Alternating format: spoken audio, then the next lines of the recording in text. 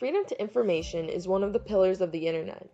When we go online, we expect to do a Google search without any content being hidden or blocked from us. However, without net neutrality, this type of censorship is allowed.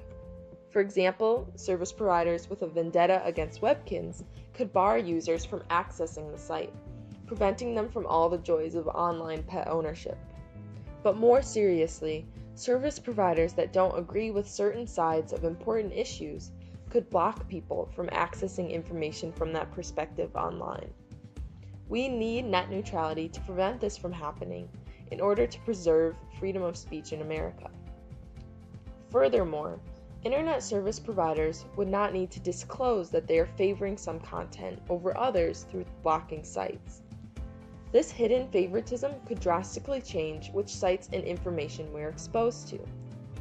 Studies have already found that our time and exposure on the internet is being constantly toyed with, such as through corrupt personalization, or when companies use sophisticated algorithms to tailor which content is seen by which people, and the architecture of the site, built by code, affecting the choices we make.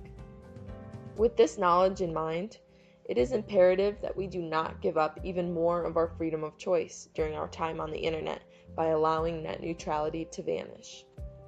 Additionally, the disappearance of net neutrality regulations threatens starting and smaller internet content providers, such as artists and bloggers. Without net neutrality, internet service providing companies are free to charge sites fees to keep their content running at a certain speed. New and smaller sites may not be able to afford these fees, and the subsequent slowing of speed on their sites when they fail to pay the fee could keep people from wanting to go on the site, leading to the site's eventual death. And lastly, net neutrality maintains the principle of equal access the internet seemed to promise at its founding. For many, equal access to the internet is imperative for equal education, equal job opportunities, and more. However, we see this equal access go away without net neutrality. As internet service providers decide to charge sites fees for faster internet speeds, these costs could be transferred directly to the customer, who must pay a fee to maintain access to the site. For people of a lower socioeconomic status who are unable to afford these additional fees, they will be further disadvantaged and unable to have the same internet access as their more affluent counterparts.